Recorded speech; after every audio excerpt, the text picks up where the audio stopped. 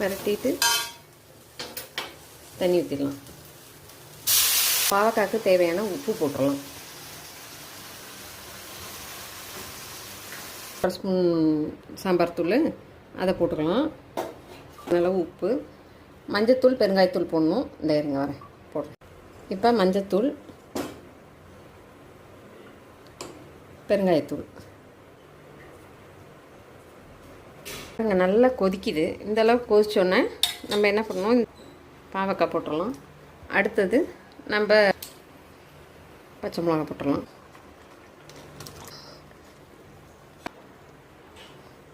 இந்த புளி கரைச்சி வச்சுருக்கோம் இல்லையா, அதையும் ஊற்றிடலாம்.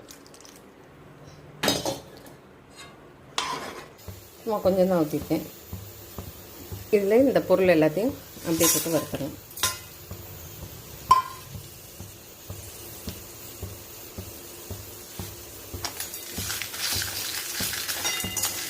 நல்லா வறுத்தோன்னா உங்களுக்கு காமிக்கிறேன் பாருங்கள். இப்போ நல்லா செவந்துருச்சு பாருங்கள் தேங்காய். அடுப்பு ஆஃப் பண்ணிட்டேன். இப்போ இதை இப்போ இதில் பார்த்தீங்கன்னா கொஞ்சம் தண்ணி ஊற்றிக்கலாம். தண்ணி ஊற்றி அரைச்சிட்டு உங்களுக்கு காமிக்கிறேன். கொதிச்சிட்ருக்கு. இப்போ நம்ம அரைச்சிட்டோம், நல்லா மைய அரைச்சாச்சு. இதை நம்ம இந்த பிட்டில் இதில் ஊற்றிடலாம்.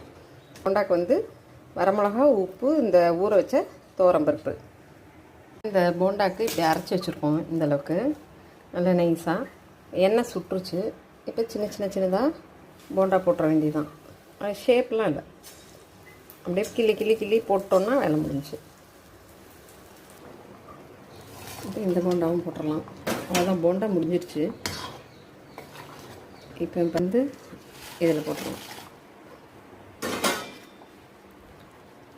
அப்படியே அமுக்குனிங்கன்னா நொறுங்கிடும்.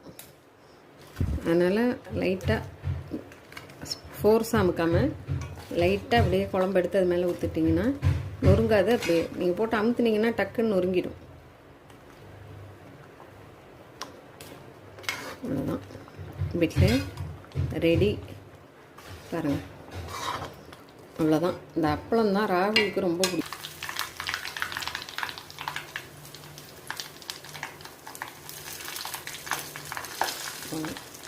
பெருங்காயத்தூள் போட்டாச்சு. இதை எடுத்து குழம்புல கொட்டிடலாம்.